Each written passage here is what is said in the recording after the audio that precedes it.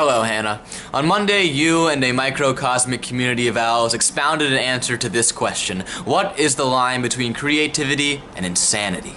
What the owls demonstrated to us is that the line is all inside of our heads, and that creativity and insanity are not, as your fish says, mutually exclusive. And of course, this is true because you can be insane and creative, but you can also be sane and creative, and you can be insane and uncreative, and you can be uncreative and sane. So then if the subject of the question, this line that we're talking about, doesn't even exist, why did the question get asked in the first place? It seems to me that there must be a common notion that there is a close relationship between the creative and the crazy. But how do we explore this relationship?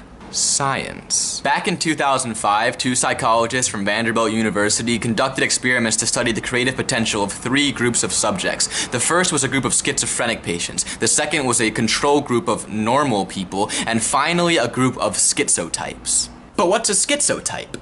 Well, if we view the human personality as sitting on some type of continuum ranging from normal imaginative states over to full-blown schizophrenia, instead of just trying to put the entire psyche into one little diagnosis, then schizotypes fall somewhere on the spectrum where they're not quite schizophrenic, but they might exhibit some unusual behaviors. So maybe people with schizotypal personalities sit on this line that we're talking about.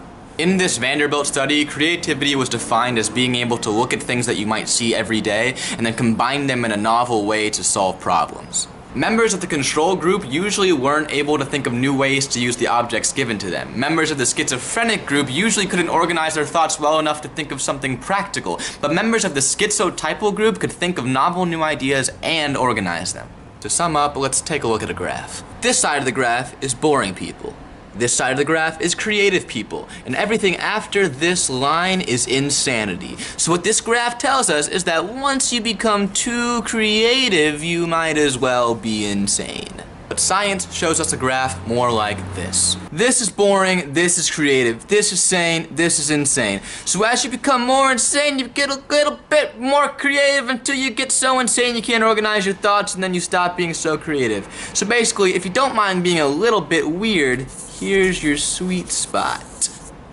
By the way, Hannah, I think you're just insane enough.